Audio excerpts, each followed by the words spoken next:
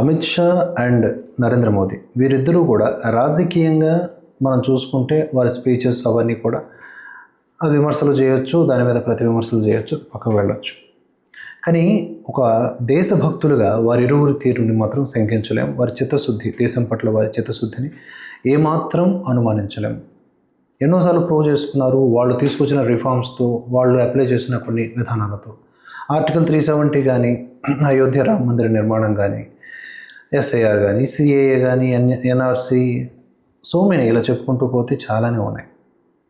ఈ దేశం బాగుండాలి, ఈ బార్డర్స్ బలోపేతం అవ్వాలి, మన ఆర్మీ బలోపేతం అవ్వాలి, స్వయం సమృద్ధి సాధించాలి, మనం దిగుమతి చేసుకోవడమే కాదు ఎగుమతులు కూడా చేసుకోవాలి, అన్ని విషయాల్లో ఈవెన్ రక్షణ రంగంలో కూడా అభివృద్ధి చెందాలి. ఇట్లా వీళ్ళు కఠినంగా ఉంటారు కంట్రీ ఫస్ట్ అనే నినాదంతో.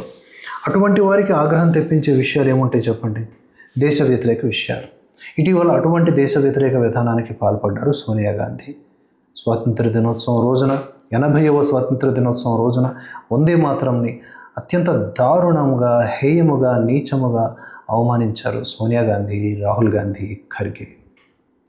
ఒకవైపు కాంగ్రెస్కి సంబంధించినటువంటి ఇతర వ్యక్తులు అక్కడ వందే మాతరం, భారత్ మాతాకి జై అని నినాదాలు చేసిన దృశ్యాలు ఉన్నాయి. అదే లైవ్లో, మొత్తం లైవ్ నేను చూశాను, కాంగ్రెస్ పార్టీ లైవ్. వాళ్ళు ఎలాగూ ఒక సంప్రదాయాన్ని కాదని, అంటే జనరల్గా దేశ ప్రధాని ఎర్రకోట దగ్గర జెండా ఎగరేసినప్పుడు అక్కడికి వెళ్ళాలి, కానీ వాటిని గత రెండు సంవత్సరాల నుంచి బహిష్కరిస్తున్నారు. కడుపు మంట.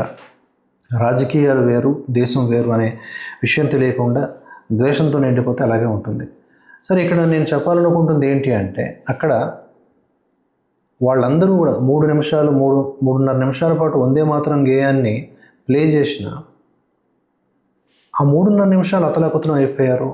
వందే మాతరాన్ని ఆపేయాలి, స్టాప్ అని ఆర్డర్స్ జారీ చేశారు. బట్ అఫ్కోర్స్ కాంగ్రెస్ సంబంధించిన ఆపరేటర్లో, నేతలో ఎవరో మొత్తానికి ఆ మాట వినలేదు. దే కంటిన్యూల్గా ప్లే చేశారు. అంతే అసహనంతో, అంతే బాధతో కుంగిపోతూ అక్కడ నిలబడ్డారు సోనియా గాంధీ. వాకౌట్ చేయలేదు, పార్లమెంట్లో వాకౌట్ చేసినట్టు. అది కొంతవరకు సంతోషం అనుకోవాలో లేకపోతే ఇంకేమనుకోవాలో మనకు తెలియదు. కానీ సరే, ఇప్పుడు ఈ విషయం పట్ల నేను ఎందుకు చెప్తున్నానంటే, ఇలాంటి దేశ వ్యతిరేక విధానాలకు పాల్పడినప్పుడు అమిత్ షా చాలా సీరియస్గా రియాక్ట్ అవుతారు. అంతే సీరియస్గా రియాక్ట్ అయ్యారు. శనివారం జరిగిన స్వాతంత్ర వేడుకల్లో వందే మాత్రం పూర్తి గేయాన్ని ఆలపించకుండా సోనియా అడ్డుకున్నారని ఆరోపించారు ఆయన. ఈ ఘటనను దేశ ప్రజలందరూ కళ్ళారా చూశారని, ఓటు బ్యాంకు రాజకీయాల కోసం జాతీయ గేయాన్ని అవమానించారని, ఆ పార్టీని దేశ ప్రజలు ఎన్నటికీ క్షమించారని అన్నారు. ఆ తర్వాత వందే మాతరంని అవమానించినందుకు దేశ ప్రజలకు క్షమాపణలు చెప్పాలని డిమాండ్ చేశారు. ఇటువంటి చర్యలు సిగ్గుచేటని వివరించారు. రాజస్థాన్లోని చిత్తూర్గఢ్లో నిర్వహించిన ర్యాలీలో ప్రసంగిస్తూ ఈ వ్యాఖ్యలు చేశారు. సో ఇలాంటి దేశ వ్యతిరేక పనులు చేస్తూ, వాటి గురించి ఖండిస్తూ మాట్లాడుతున్న బీజేపీకి ఛాందసవాదమనో లేకపోతే మతతత్వ పార్టీలను ముద్ర వేసేస్తే ఎలా చెప్పండి? అవకాశం ఇస్తుంది కాంగ్రెస్ పార్టీయే కదా. అలాగే ఇక్కడ ఇటువంటి చర్యలు, అవమానం, ఇప్పుడు వందే మాతరంను అవమానిస్తే జైలే కదా, కేసు అవుద్ది కదా. మరి అలాంటి కేసులు కూడా వేసేటటువంటి అవకాశం ఉంటే చూసుకోవాలి. మరి కేసులు పడతాయని ఏమో మొత్తానికి జయరాం రమేష్ లాంటి వాళ్ళు అక్కడ ఖర్గే గారిని కూర్చోమనడానికి మాట్లాడుతున్నారు. ఆయన నిల్చోలేకపోతూ ఉంటే, అంతే తప్ప వందే మాతరాన్ని అవమానించాలని కాదని కవర్ చేసుకుంటూ ఉన్నారు. సో చట్టం నుంచి తమను తాము కాపాడుకోవడానికి లూప్ హోల్స్ బోలెడు ఉంటాయి. కానీ ఆత్మ అంటే ఒక లోపల ఒకటి ఉంటుంది కదా, వాడికి తెలుసు నువ్వేం చేసావు, లోకానికి తెలుసు, ఎందుకంటే అది చూసింది కనుక.